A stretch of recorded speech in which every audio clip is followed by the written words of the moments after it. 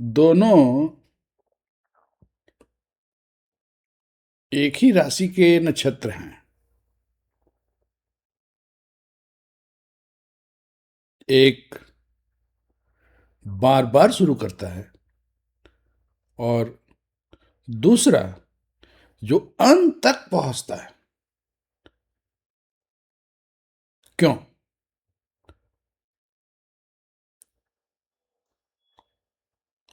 पहला नक्षत्र है अश्विनी और दूसरा भरणी। दोनों की एक ही राशि है, मेष। इसके बावजूद अश्विनी बार बार शुरू करता है और भरणी जो अंत तक पहुंचता है। इस रहस्य को आज हम समझेंगे। Ashwini versus Bharani, who wins in real life. देखिए, आज हम लोग इन दोनों नक्षत्रों को प्रॉपर तरीके से समझेंगे कि दोनों का बेसिक जो नेचर है या स्वभाव है, जो स्वभाव कहें, वो क्या है और कैसे उस दोनों एक राशि के होते हुए दोनों में काफ़ी डिफरेंस है। तो जो अश्विनी नक्षत्र है उसका राशि मेष है और जो भरणी नक्षत्र है उसका भी राशि मेष है। ठीक। और मेष राशि जो है उसका काम है शुरुआत करना। तो शुरुआत कौन कर रहा है? अश्विनी नक्षत्र भी कर रहा है और भरणी नक्षत्र भी कर रहा है। लेकिन अश्विनी नक्षत्र को बार बार शुरू करना पड़ रहा है और भरणी जो है वो अंत तक पहुंच रहा है। उसका जो कारण है वो है भरणी नक्षत्र का जो स्वामी ग्रह है वो है शुक्र। और शुक्र का काम, शुक्र का जो कैरेक्टर है वो है भोग करना और धैर्य करना। माने शुक्र का काम है भोगना और साथ में धैर्य के साथ रहना। और जो अश्विनी है उसका जो स्वामी ग्रह है वो है केतु। और केतु का कैरेक्टर है तुरंत विरक्ति, गति है लेकिन विरक्ति आ जाता है। तो कहा जाता है कि केतु के जो माने अश्विनी नक्षत्र के जो जातक होते हैं उनमें इस विरक्ति को अगर हम लोग को माने दूर करना है तो उनको एक गुरु देने की जरूरत है। माने they must have one Guru with them. तो आगे बढ़ते हैं। तो शास्त्रों में ये कहा गया है कि प्रथमम वेगः द्वितीयम भारः। ये प्रथमम वेगः का मतलब किसके लिए है? ये आपका अश्विनी नक्षत्र के लिए। और द्वितीयम जो है वो भारः, भार माने स्थिरता। तो दोनों एक ही, प्रथमम वेगः द्वितीयम भारः माने मेष राशि जो है वहीं से स्टार्ट हुआ है ना। मेष राशि जो है वही स्टार्टिंग पॉइंट है राशि का।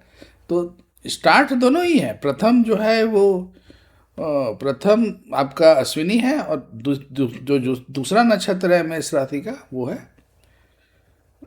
आपका भरणी नक्षत्र। तो लेकिन जीवन में केवल मतलब स्पीड से काम नहीं चलता है, भार उठाने से ही सफलता मिलती है। तो सफल होने के लिए आपको भार उठाना पड़ेगा। तो भार उठाने का बहुत तरीका है ना। तो हम लोग दोनों मतलब अश्विनी नक्षत्र और भरणी नक्षत्र को कंपेयर कर रहे हैं। तो दोनों का राशि मेष है लेकिन भरणी नक्षत्र का जो स्वामी ग्रह है वो शुक्र है और अश्विनी नक्षत्र का स्वामी ग्रह केतु है। तो अश्विनी नक्षत्र जो है वो क्या है? आरंभ करना, अहम को काटना, आत्मा को आगे ढकेलना। ठीक।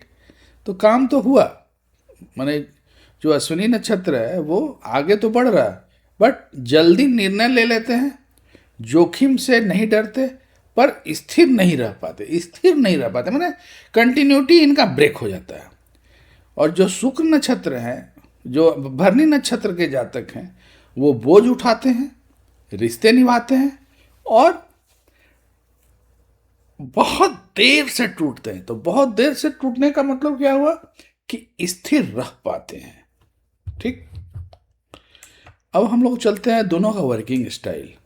तो अश्विनी जो है वो पहले करता है, सोचता बाद में है, फिर रास्ते में ही सीखता है। मैंने ये नहीं कि कुछ काम अगर कर रहे हैं तो पूरा रोड मैप पूरा प्लानिंग कर ले, ऐसा नहीं, रास्ते में सीखेगा। काम स्टार्ट कर लेगा, रास्ते में सीखेगा। चलते चलते देखेंगे वाला स्वभाव है इनका। लेकिन समस्या क्या है, बीच में दिशा बदल जाना, विरक्ति। विरक्ति क्यों आता है? Due to the presence of Ketu, जो इनका स्वामी ग्रह है केतु, वो विरक्ति लाता है। और अधूरा छोड़ देना इनका एक कैरेक्टर है। काम को स्टार्ट किए और अधूरा छोड़ दिए। जो भरनी है इससे टोटली अपोजिट है। क्या है? स्टार्ट तो करता है, पहले सहता है, फिर जिम्मेदारी लेता है। काम छोड़ना आसान नहीं लगता। काम एक बार ले लिया तो उसको छोड़ना उसको आसान नहीं लगेगा। लेकिन इनके साथ समस्या दूसरा है। क्या है? ज़्यादा सह लेना, ज़्यादा ही सह लेता है और समय पे छोड़ नहीं पाना। ठीक।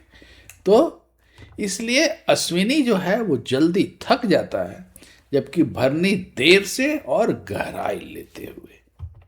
ठीक। अब आते हैं अश्विनी को क्या चाहिए। तो अश्विनी को चाहिए प्रशंसा नहीं, प्रशंसा नहीं चाहिए। क्या चाहिए? समझ चाहिए। समझ चाहिए माने उसको ये चाहिए कि कोई समझे कि मैं क्या कर रहा हूं। ठीक। तो केतु बाहरी मान्यता को नहीं चाहता कि आप अगर उसको बाहरी मान्यता से उसको कोई मतलब नहीं है। उसे यह जानना है कि क्या लोग उसकी नीयत समझते हैं, है ना। आप जो उसका नीयत है उसको अगर आप समझ रहे हैं तो वो खुश है आपसे। ठीक। इसलिए अश्विनी जो है भीड़ में अकेला महसूस करता है। ठीक। और बिना बोले दूर हो जाता है।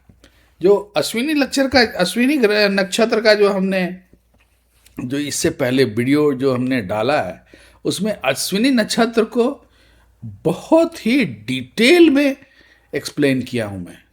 तो अगर आप उसको देखना चाहते हैं तो आप वहां जाके देख सकते हैं। उसका मतलब जो उसका जो क्या कहते हैं लिंक है वो मैं डिस्क्रिप्शन में कोशिश करूंगा कि डाल दूं, है ना। आप उसको भी देख सकते हैं। अब आते हैं भरनी नक्षत्र को। तो उनको भरनी को क्या चाहिए? प्रशंसा और मान्यता दोनों चाहिए। क्यों? क्योंकि शुक्र जो है त्याग करता है और चाहता है कि कोई देखे कि उसने कितना सहा। ठीक। दिस इज कैरेक्टर ऑफ शुक्र। इसलिए भरनी चुपचाप सहता है, लेकिन जब टूटता है तो पूरी तरह टूट जाता है। ठीक। तो इसीलिए अश्विनी के जातक को गुरु की जरूरत है। अगर गुरु इनके साथ रहेगा तो इनको प्रॉपरली गाइड करेगा कि भाई काम एक ही शुरू करो, सो कंप्लीट करो, फिर दूसरा शुरू करो, है ना। ये नहीं कि ये कर रहे हैं वो कर रहे हैं, किसी को पूरा ही नहीं कर पा रहे। तो Ashwini requires a Guru always with them. अब मैरिज में और रिलेशनशिप में ये लोग कैसे रहते हैं? तो अश्विनी क्या है, अश्विनी को एकदम फ्रीडम चाहिए, बंधन ज़्यादा इनको पसंद नहीं है। स्पेस नहीं मिले तो दूरी हो जाएगी। ठीक। उसके बाद भावनाएं कम व्यक्त करता है। भावनाएं कम व्यक्त करता है मतलब क्या है? खाना खा रहे हैं तो बहुत अच्छा खाना बना है, I love it, I like it, ऐसा बोलेगा नहीं। लेकिन खाली अगर उसका आप समझिए उसके फीलिंग को, अगर उसने खाना खा लिया मतलब खाना अच्छा है, खाना नहीं खाया खाना खराब है, लेकिन बोलेगा नहीं कि खाना अच्छा है तो भी नहीं बोलेगा, खराब है तो भी नहीं बोलेगा। खाना खराब है छोड़ के चल देगा, खाना अच्छा है पूरा खा लेगा। ठीक। भरनी क्या है? जिम्मेदारी निभाता है, रिश्ते में खुद को खो देता है, माने अपने बारे में नहीं सोचता, रिश्ता को पूरा निभाएगा। एप्रिसिएशन ना मिले चलेगा तो रिसेंटमेंट होगा, एप्रिसिएशन चाहिए इसको, और अगर नहीं अप्रिशिएट कीजिएगा तो रिसेंटमेंट करेगा। लेकिन ये क्या है, ना खुद बोलेगा ना आपको आपके बोलने का इंतजार करेगा। इसलिए अश्विनी को नॉर्मली क्या बोला जाता है? कोल्ड। कोल्ड है अश्विनी के, अरे यार ये आदमी कोल्ड है यार। और भरनी वाले को लोग क्या बोलते हैं? ये ओवर इमोशनल है ना। तो ये दोनों का इंटरनल नेचर है, इसको आपको समझना पड़ेगा। अब कैरियर में कौन को किसको कौन सा कैरियर अच्छा लगेगा, पसंद आएगा, अच्छा करेंगे। तो अश्विनी का मेडिकल बहुत बढ़िया लाइन है, रिजल्ट इमीडिएट, इमरजेंसी एकदम फटाफट, डिफेंस, पुलिस, स्टार्टअप, स्पोर्ट्स, तुरंत 1 घंटा में रिजल्ट आ गया, है ना, इसमें ये बहुत अच्छा करेंगे। लेकिन जहाँ तुरंत निर्णय लेना है वो काम इनके लिए एकदम टकाटक, मतलब जहाँ पे तुरंत निर्णय लेना है वो काम इनके लिए बेस्ट है। स्पोर्ट्स है 1-1.5 घंटा 2 घंटा, आज का रिजल्ट आज ही आ जाएगा, बहुत बढ़िया। जोखिम लेने में एक्सपर्ट है अश्विनी वाले। जबकि भरनी का है क्या, मैनेजमेंट में बहुत अच्छे हैं, है ना, लॉ में बहुत बढ़िया इनका रिजल्ट आता है ना, लॉ के लिए ये लोग बहुत सुटेबल हैं, प्रशासन में ये बहुत अच्छा करते हैं, आर्ट डिज़ाइन में बहुत अच्छा करते हैं, एक बना रहे फोटो 6 महीना तक चल रहा है ना, काउंसलिंग में अच्छा है, मूवी में बहुत अच्छा है ना, पिक्चर बनाना हो गया, है ना, कोई किताब लिखना है, इस सब में इनके मतलब मैंने लंबा काम जो भी हो उसमें ये बहुत अच्छा करते हैं। लेकिन धैर्य इनको चाहिए, जहाँ धैर्य चाहिए वहाँ के लिए ये लोग बहुत अच्छा काम करते हैं, और लोगों को संभालना इनको आता है। अब स्पिरिचुअल लाइन में ये कैसे है?